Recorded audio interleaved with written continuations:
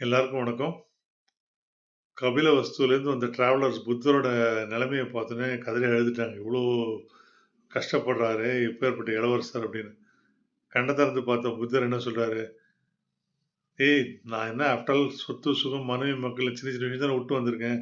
இதோ இப்ப இந்த தவத்தாலே எனக்கு பிரபஞ்சமே எனக்கு கைகூடியிருக்கு." ஸோ 2 பேரும் என்னத்த பார்க்குறாங்க, எதுக்கு இம்பார்ட்டன்ஸ் குடுக்குறாங்கன்றதுல தான் அவங்களோட சுகமும், துக்கமும் இருக்கு. இதுதான் ஸ்டாயிக் பிலாசபி உணர்ச்சிகளுக்கு அடிமையாகாதே! அடிமையாகாம தள்ளி நின்னு ப்ராப்பரான பெர்ஸ்பெக்டிவ்ல பார்வையில பார்க்கும்போது, உங்களுக்கு சரியான ஒரு உணர்ச்சி வரும்போது, உன் வாழ்க்கை நல்லா இருக்கும்னு. இதையே தான் கிருஷ்ணர் பகவத்கீதையில 2வது சாப்டர்ல அர்ஜுனனுக்கு சொல்றாரு. சுகமும், துக்கமும் உடம்புக்கு தான், உனக்கு இல்ல. அதனால இத நீ சரியான பார்வையில பார்க்கும்போது, உனக்கு சரியான ஒரு ஒரு ஒரு பெர்ஸ்பெக்டிவ் கிடைக்கும். அது கிடைக்கும்போது, உனக்கு உன்னால சரியான வாழ்க்கையில சரியான முடிவுகள் எடுக்க முடியும். இப்ப சண்டை போட மாட்டேன்னு அழுதுட்டு உட்காந்துருக்கேன். ஆனா, சுகமும், துக்கமும் உடம்புக்கு தான். அதுவும் நீ பார்க்குற பார்வையில தான் இருக்கு. உன்ன அது அஃபெக்ட் பண்ணவே இல்ல. புரியுதா?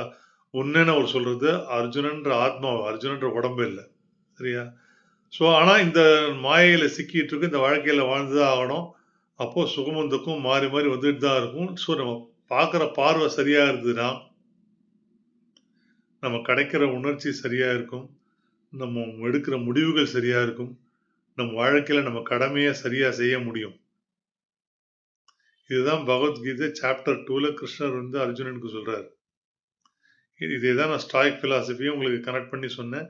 புத்தரோட பார்வையும் நான் சொன்னேன். அதனால சுகமோ, துக்கமோ நம்ம உடம்புக்கு. ஆனா இந்த ஆத்மா உடம்புக்குள்ள இருக்கிறதுனால, இத நம்ம தாங்கி தான் ஆகணும். அப்படி இருக்கும்போது, இது நம்ம உடம்புக்கு தான், நமக்கு இல்லன்ற ஒரு சரியான பார்வை கிடைக்கும்போது, எல்லாத்தையும் ஒரு ஒரு சரியான ஒரு வழியில நம்ம பார்ப்போம். அப்படி பார்க்கும்போது, நமக்கு உண்டான சந்தோஷமா இருந்தாலும் சரி, சஃபரிங்கா இருந்தாலும் சரி, சரியான அளவுல பார்க்கும்போது நம்மள ரொம்ப அஃபெக்ட் ஆகாது. இந்த வீடியோ பிடிச்சிருந்தா லைக் பண்ணுங்க, கமெண்ட் பண்ணுங்க, ஷேர் பண்ணுங்க. தர்மா இன்டர்நெட் சேனல சப்ஸ்கிரைப் பண்ணி பாருங்க. நன்றி.